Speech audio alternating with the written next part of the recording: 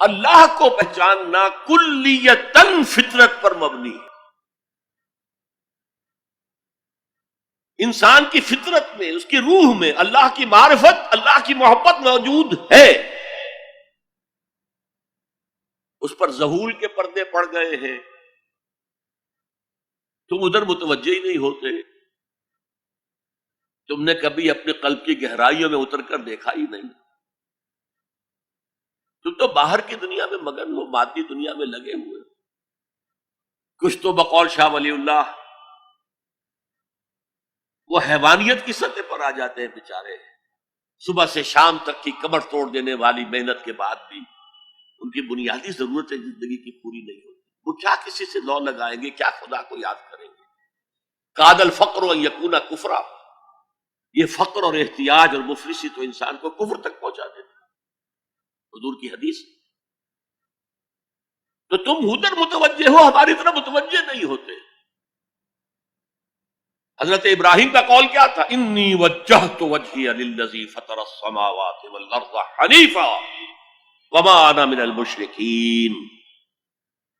اور یہ نماز کا افتتاح بھی ہے. انی وجہت وجہی، میں نے اپنا رخ سیدھا کر لیا ہے اللہ کی طرف، حنیف یکسو ہو کر، دائیں بائیں کوئی میری توجہ نہیں جا رہی.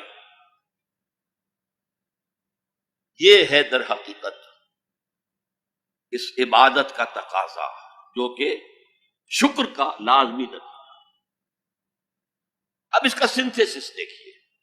میں نے کہا کہ سب سے پہلے ایمان باللہ وہ کلیتاً فطرت پر ہے. اسی لیے کانٹ نے یہ ثابت کیا، ایک کریٹیک آف پیور ریزن، اس کی کتاب جس نے ہنگامہ پیدا کر دیا تھا پورے یورپ میں. اس وقت تک کرسچینٹی ڈومیننٹ تھی اور مذہب ایک اہم عنصر تھا انسانی زندگی کا. اس نے کہا اللہ کے وجود کے لیے جتنے منطقی دلیلیں دی گئی ہیں سب غلط ہیں، میں سب کو کاٹ کر دکھاتا ہوں. جیسے ہم کہتے ہیں لوہے کو لوہا کاٹتا ہے، منطق نے منطق کو کاٹ دیا. There is no logical reason to prove the existence of God. A critique of pure reason. میں نے کہا تھا پیور ریزن، عقل خالص جو فطرت سے رہنمائی نہیں لے رہی. وہ فلسفہ جو ہے اس کی منزل کیا ہے؟ ایگنوسٹسزم یا اسکیپٹسزم، لادریت یا ارتیابیت. پھر اس نے ایک کتاب لکھی بعد میں، کریٹیک آف پریکٹیکل ریزن. اس نے کہا کہ عملی طور پر انسان اخلاق حسنہ اختیار کر ہی نہیں سکتا جب تک کہ خدا کو نہ مانے. یہ نیسیسٹی ہے انسان کو کہ مانے. علامہ اقبال نے اس کو تسلیم کیا ہے، کانٹ کے اس دعوے کو. ان کی کتاب ہے reconstruction of religious thought in Islam, کہ کوئی منطقی دلیل خدا کے وجود کو ثابت نہیں کر سکتی. متکلمین نے کوششیں کی ہے، لیکن دلیل دلیل کو کاٹ دیتی ہے، منطق منطق کا توڑ کر دیتی ہے. وہ صرف قرآن نے لفظ آیت استعمال کیا جو میں نے بیان کیا تھا. اس کائنات میں ہر شے اللہ کی نشانی ہے. جیسے آپ کو اپنے کسی دوست کی دی ہوئی کوئی شے دیکھتے ہی دوست یاد آ جاتا ہے، ایسے ہی آفاق و انفس میں اللہ کی نشانیاں ہیں. تمہارے اندر بھی اللہ کی نشانیاں ہیں. ذرا توجہ تو کرو، آفاق کو دیکھو، کھول آنکھ، فلک دیکھ، زمین دیکھ، فضا دیکھ. افلا ينظرون الى الابل كيف خلقت والى السماء كيف رفعت والى الجبال كيف نصبت والى الارض كيف سطحت فذكر انما انت مذکر. کیا یہ دیکھتے نہیں، غور نہیں کرتے اونٹ کو کیسے پیدا کیا گیا، کتنا اپنے ماحول کے ساتھ مناسبت رکھتا ہے. 7 دن نہ کچھ کھانے کو ملے نہ پینے کو ملے، اسے کوئی پرواہ نہیں. صحرا لقد صحرا کا جہاز، وہ دیکھتے نہیں آسمان کیسے بلند کر دیا گیا، دیکھتے نہیں پہاڑ کیسے گاڑ دیے گئے، دیکھتے نہیں زمین کیسے پھیلا دی گئی. اے نبی آپ یاد دہانی کرائیے، یہ نشانیوں کی طرف متوجہ کر دیجئے. آپ سوائے یاد دہانی کرانے والے کے اور کچھ نہیں ہے. آپ کے ہاتھ میں اختیار نہیں ہے کہ آپ اللہ کو منوا لیں.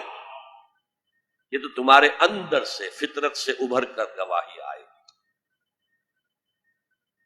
اب دیکھیے اس کے لیے آیت جسے میں یہ قرآن مجید کی طویل آیات میں سے جیسے آیت البر ہم نے پڑھی تھی، ان فی خلق السماوات والارض واختلاف اللیل والنہار والفلک التي تجری فی البحر بما ينفع الناس وما انزل اللہ من السماء من ماء فاحیا به الارض من بعد موتها وبث فيها من كل دابة وتصریف الرياح والسحاب المسخر بین السماء والارض لآیات لقوم یعقلون۔ یقیناً آسمان اور زمین کی تخلیق میں، رات اور دن کے الٹ پھیر میں، اس کشتی یا جہاز میں کہ جو ایسا سامان لے کر چل رہی ہوتی ہے جو لوگوں کو نفع پہنچاتی ہے، اور وہ جو اللہ نے آسمان میں سے پانی اتارا اور اس سے زمین کو اس کی موت کے بعد زندہ کر دیا اور زمین میں پھیلا دیے ہر طرح کے جاندار، اور یہ ہواؤں کا چلنا اور یہ بادل جو مسخر ہے زمین و آسمان کے مابین، ان میں سے ہر ایک نشانی ہے، پہچانو۔ کیا مطلب؟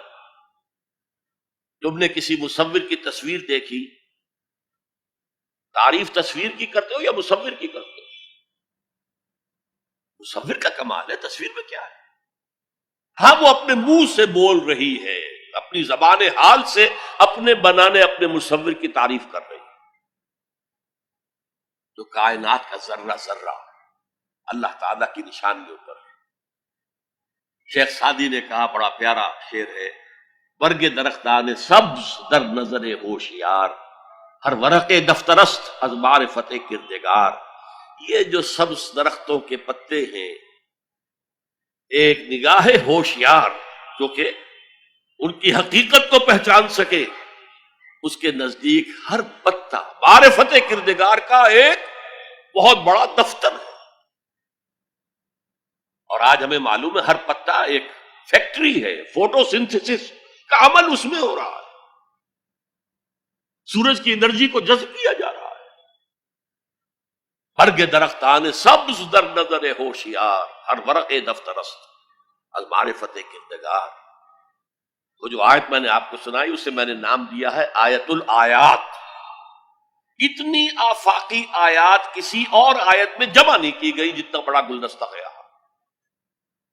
ان فی خلق السماوات والارض واختلاف اللیل والنہار والفلک التي تجری فی البحر بما ينفع الناس وما انزل اللہ من السماء من ماء فاحیا به الارض بعد موتها وبث فيها من كل دابة وتصريف الرياح والسحاب المسخر بين السماء والارض لآیات لقوم یعقلون۔